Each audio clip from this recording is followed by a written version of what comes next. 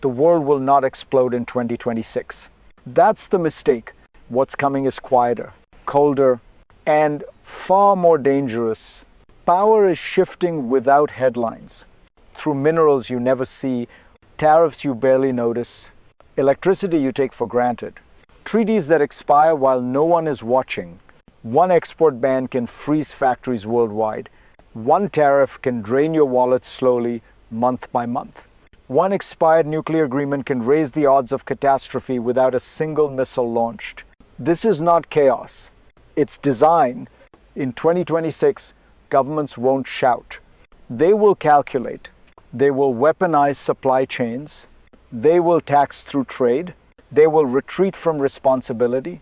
And the cost won't fall evenly. It never does. If you think this is abstract, stay with me. Because every system I'm about to explain ends with you. Your prices, your security, your future. Watch closely. Once the pattern appears, it doesn't let go. What ties all of this together is not chaos. It's leverage. In 2026, power no longer comes mainly from armies or borders. It comes from control over systems. Invisible systems, economic systems, technological systems, human systems. The United States is trying to reduce dependence on China for critical minerals. China is using its dominance to remind the world who controls the choke points. Tariffs are sold as tools of strength, but they move through the economy like a slow tax, first to importers, then to companies, finally to you. At the same time, the rules that once limited nuclear risk are eroding, not because leaders want war, but because mistrust is cheaper than cooperation, and silence is easier than negotiation. Energy is changing the map as well. Electricity is replacing oil as the foundation of power. And China is moving faster than anyone else. Meanwhile, humanitarian aid is shrinking, not because suffering is gone, but because attention is. These are not separate stories. They are one system under strain. To understand why this system is cracking, we need to go backward. To see why 2026 looks like this, you have to rewind, not years, decades. Globalization was built on a simple promise: efficiency over resilience, cheap over secure, speed over redundancy. Critical minerals were mined where costs were lowest, processed where regulation was weakest, and concentrated where scale was greatest. That place was China. Rare earths, cobalt, processing technology, magnets. The system worked until it didn't. As clean energy expanded, demand exploded. As electric vehicles scaled, minerals became strategic. As geopolitics hardened, dependence turned into vulnerability. The same logic applied to trade. Tariffs were once defensive tools, then bargaining chips. Now permanent fixtures. Arms control followed a similar cycle. Treaties were built on trust.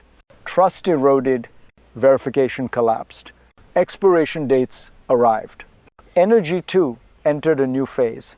Electricity replaced oil. Grids replaced pipelines. Manufacturing replaced wells. And aid, it depended on political will. When that will vanished, the system snapped. This is how stability ends. Not with failure, but with drift, and drift always produces shocks. The first one has already begun. The shock didn't arrive with a crash. It arrived with a memo. In October, China rolled out a new export control regime. No speeches, no warnings, just restrictions. Not only on critical minerals, but on processing, on related products, on rare earth magnets that modern industry cannot function without.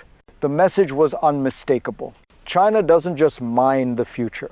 It processes it, and it can turn the tap off. Factories didn't shut down overnight. That's the illusion. Supply chains froze quietly. Orders stalled. Prices adjusted upward. This is how economic coercion works now. Not as punishment, but as pressure. According to US and international data, The supply chain is dangerously concentrated. One country mines, one country processes, everyone else depends. The United States saw the risk clearly. So did its allies.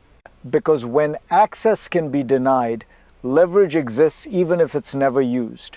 If you think this doesn't affect you, pause here. Because everything from clean energy to defense systems runs through these choke points. This was not the crisis. It was the signal, and it forced Washington to respond. The response wasn't dramatic. It was bureaucratic, and that made it powerful. Washington didn't try to wrest control from China overnight. It changed the incentives. Executive orders came first, then financing loans, guarantees, equity stakes, price floors, long-term purchase agreements.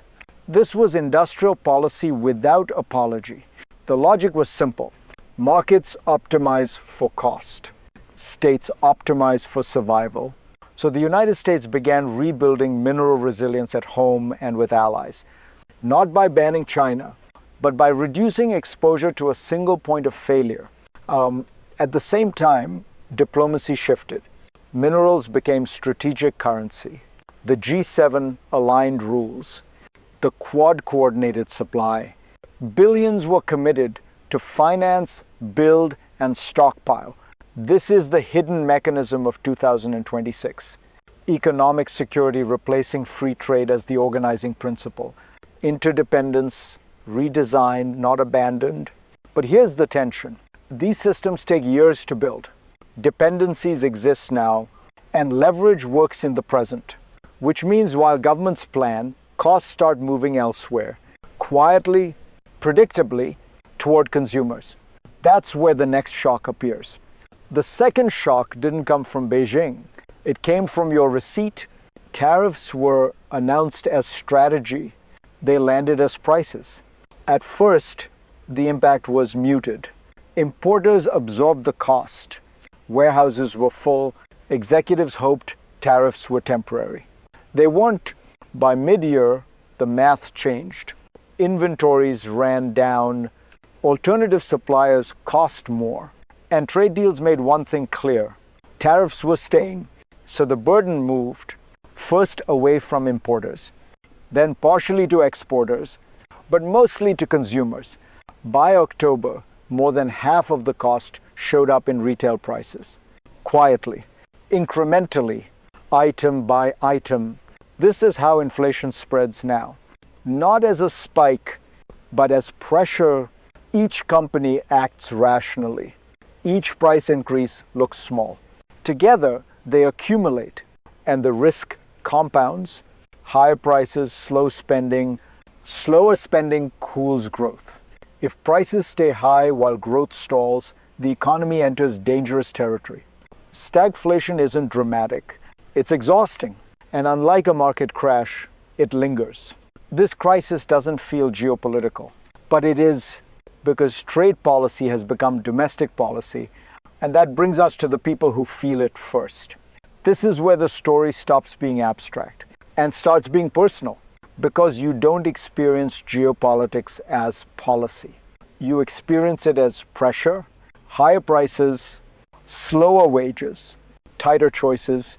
You feel it at the grocery store, at the gas pump, in the rent notice, in the quiet anxiety of checking your balance twice.